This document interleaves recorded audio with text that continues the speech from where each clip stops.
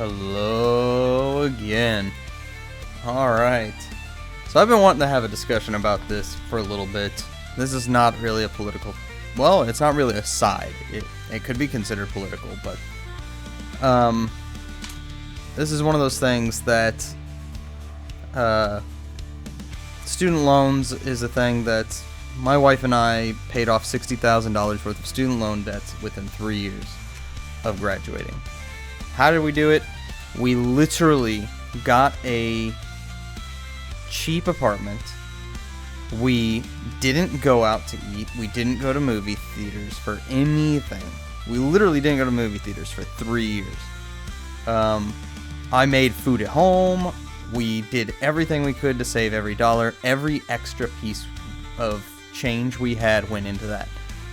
And with that, we got all $60,000 gone within 3 years on a total average between the two of us. Our average income was, let's see here, whenever we first started, 50, so on average it was $60,000 a year that we were making as a household.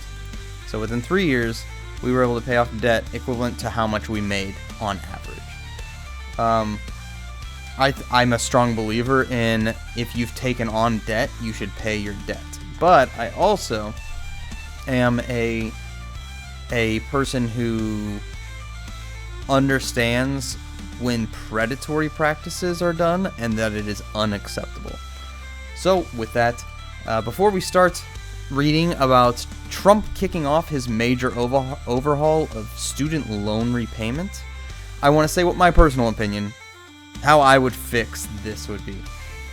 So, firstly, kids, if you're in high school watching this video or hearing this, know that you are responsible for making smart decisions. As a legal 18-year-old in most of your guys' cases, by the time you're signing all the contract stuff for these loans, you need to understand interest rates, you need to understand all that stuff. I was taught that in my high school, so I paid attention and actually understood what was going on. You need to make sure that you are able to understand it as well.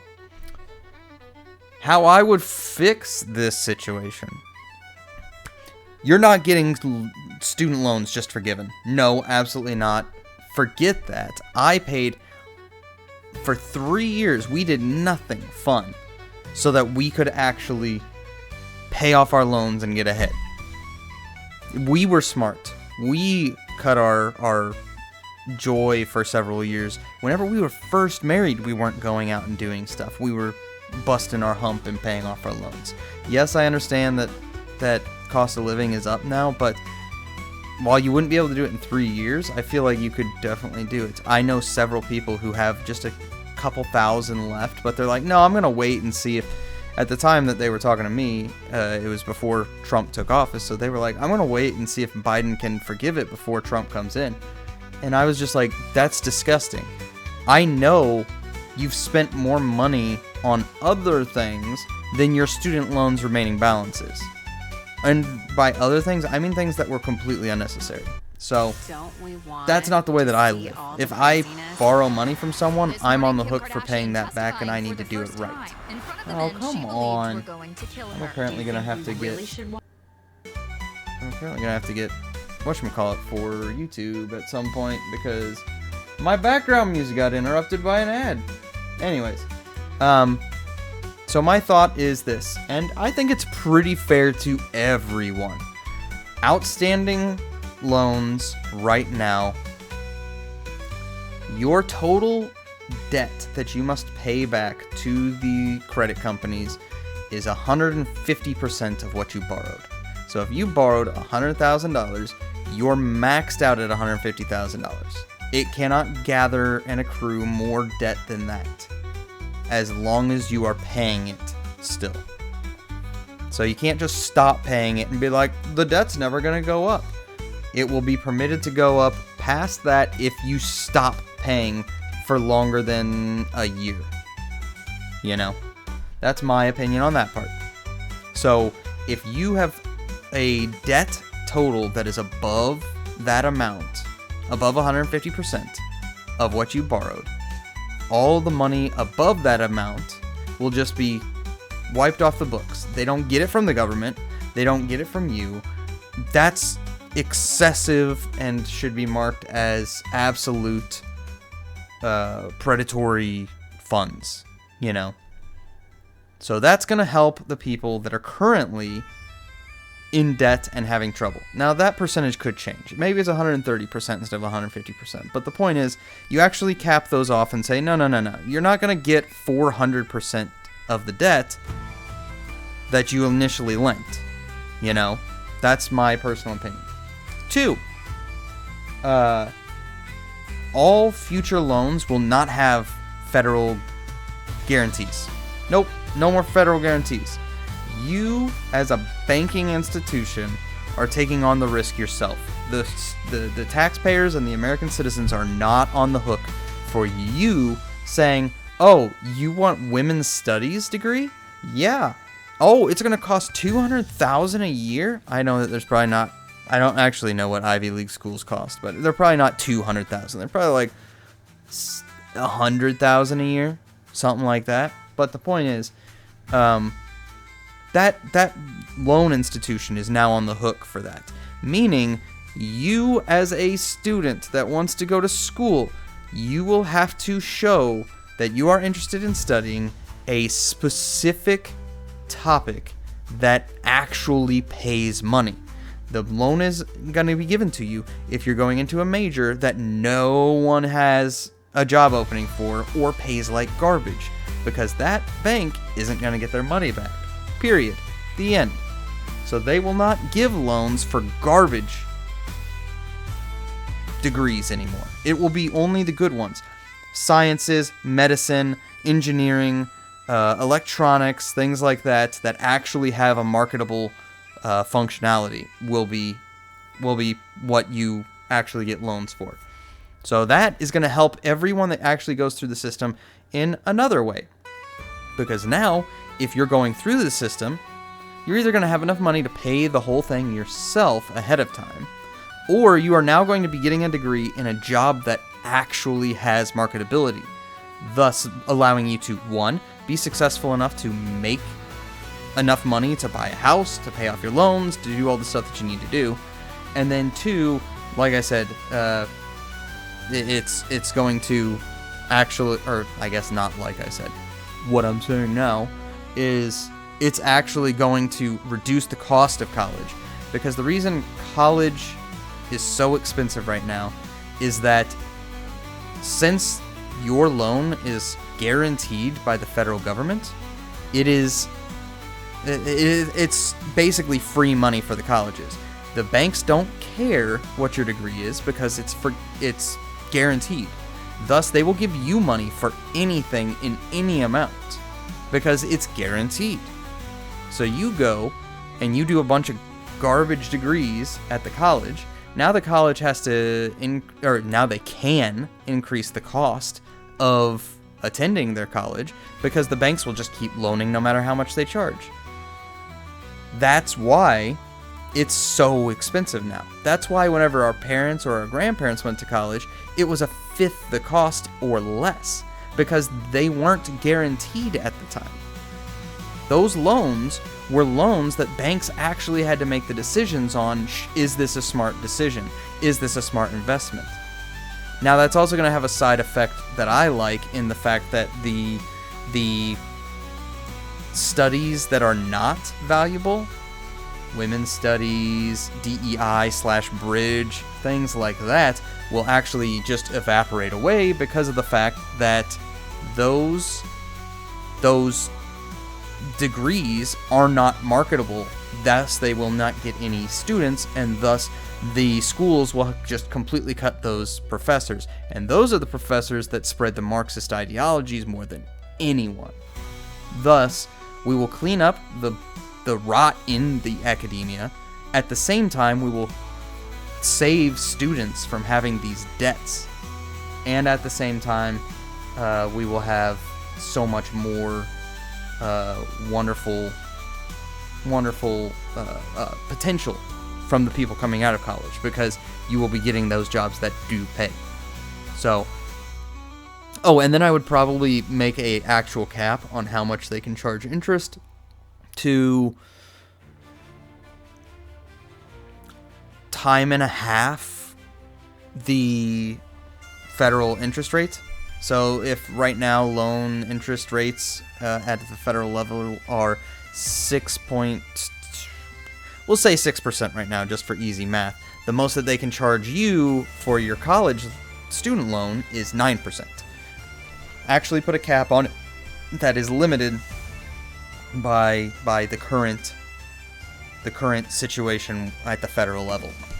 So that would then help the students that are currently doing what's right and doing what's supposed to happen. It will not punish those like myself who actually did it the proper way by sacrificing and biting the bullet and working so hard to pay off those loans. It will give a future student the marketability and the protections on not having a predatory loan at all. And the extra note for me, that's the quote political part of it, was that it will also weed out DEI and bridge and women's studies and all these super woke specialties. They'll all get weeded out, and you will only have STEM and economics and law and medicine. Those will be what remain in colleges.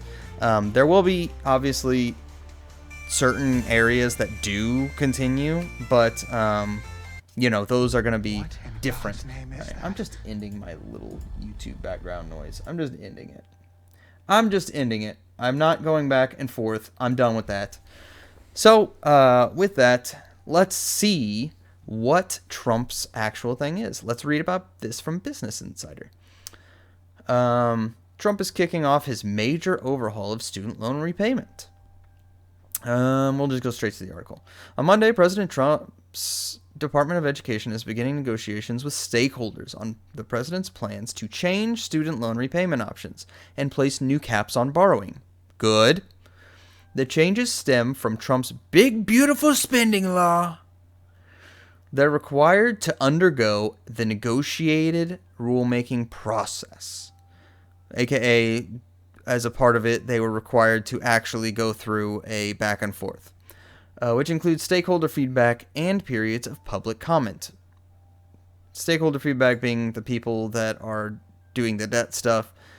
Public comments is the period where random people can discuss it before moving forward with final implementation.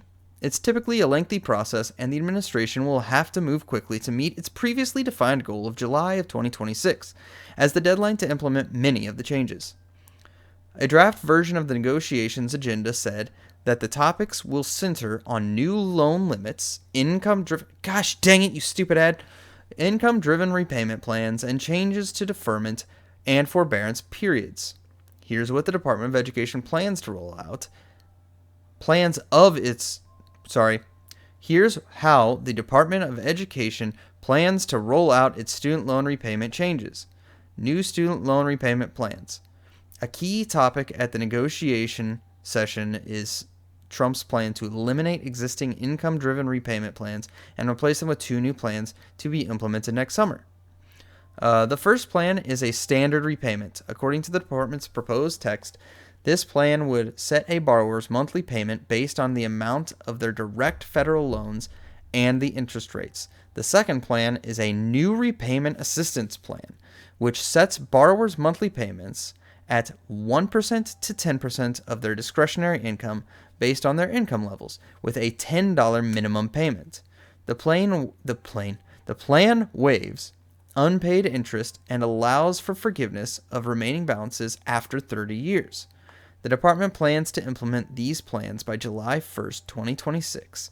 Its draft proposal said that borrowers who took out loans before that date will retain access to standard repayment and income-based repayment plans, while borrowers who take out loans after that date can enroll in the repayment assistance plan.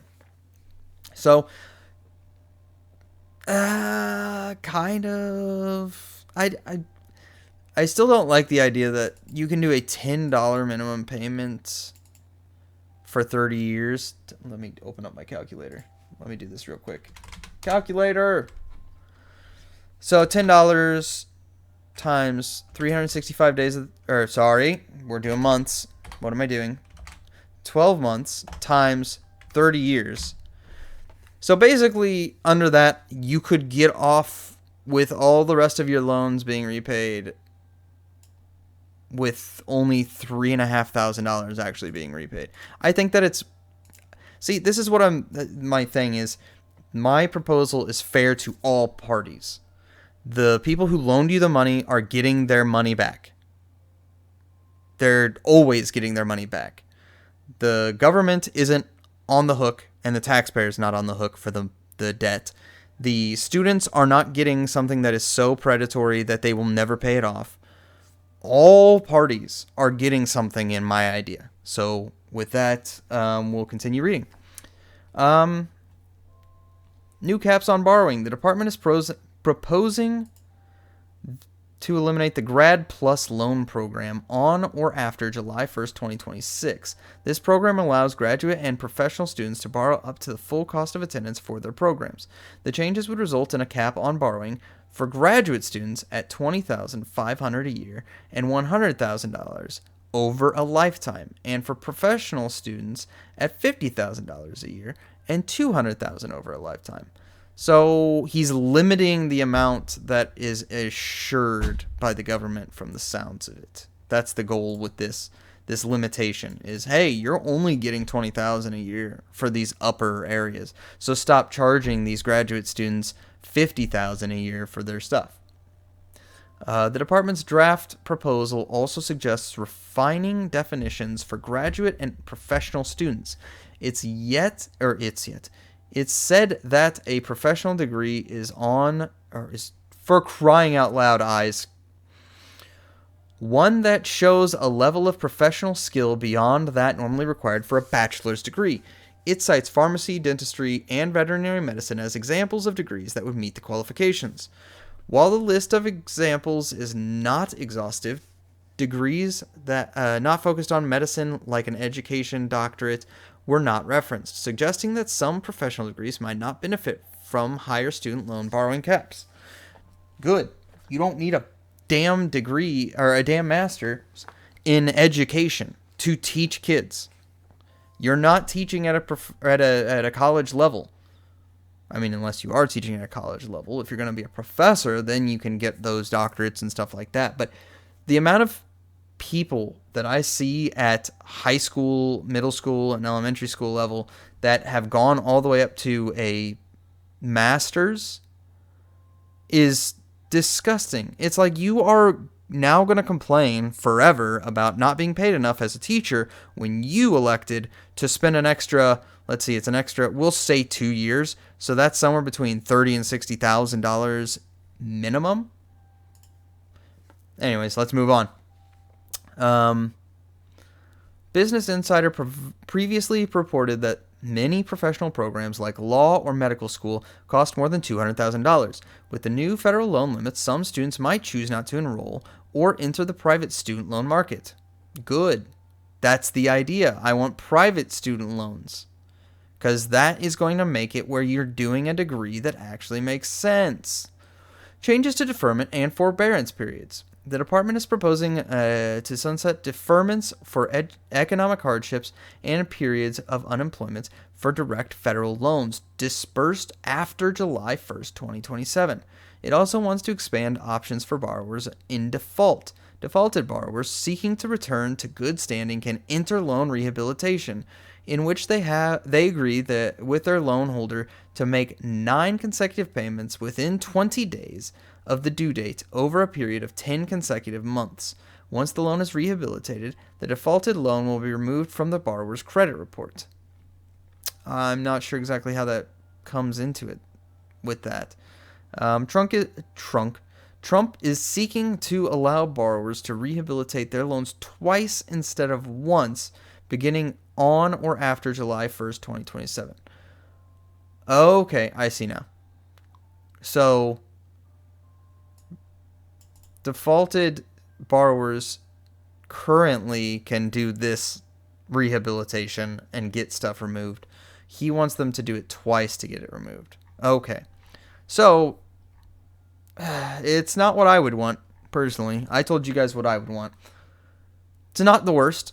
But personally, I think that my suggestion is a nice little middle ground for everyone.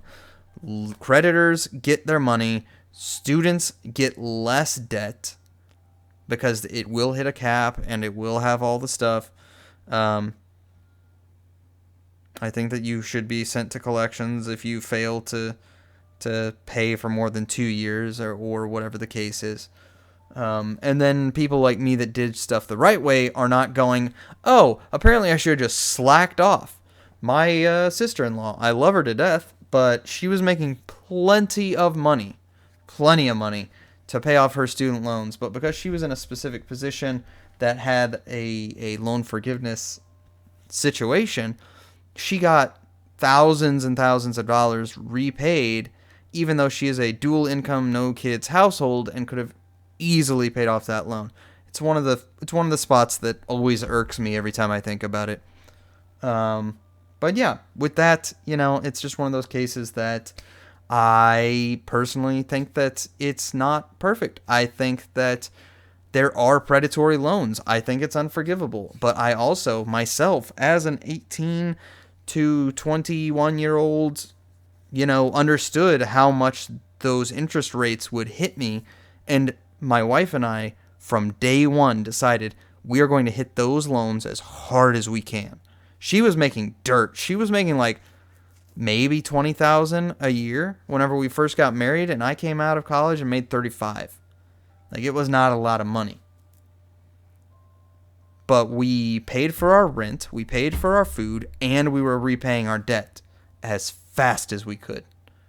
Sometimes budgeting and economic hardship requires sacrifice. And that's one of the big things, is that I'm just tired of seeing people on TikTok and YouTube and all that talking about how they don't want to give up their nice things in order to do the right thing. Whether it's the right thing for their own wallets or the right thing for paying off their debts. I love watching Caleb Hammer's shorts. I've never actually watched one of his full ones. The shorts just come up all the time. So it's one of those things. He tries to bat it into their heads just like I'm trying to say right now. But you've got to be responsible with your money or else you're going to screw yourself. And there's no one to blame but yourself. I don't accept the I was 18, I didn't know better bull. You understand how money works at 18. If you don't, you should not be going to college. If money and interest is so difficult for you to grasp, you are not an individual that should be going to college. Obviously, there are going to be some exceptions with those people that are like freaks of nature in one category, but are economically retarded in their ability to understand macroeconomics, microeconomics, just loans and interest and all that stuff. Because my best friend, he's 3 years older than me, and I met him, 6 years after college? Yeah, 6 years after college. So he was 9 years out of college, and he was still repaying his debt. I talked to him a couple years later, still repaying his debt. Why? Because the interest rate just lets it hold on forever. So if you are going to do college, make sure 2 things. 1, you pay that loan as fast as you can after college. Take 2 or 3 years. Even if you're not married, ask your parents if you can live with them for just a couple years and pay everything you can into that.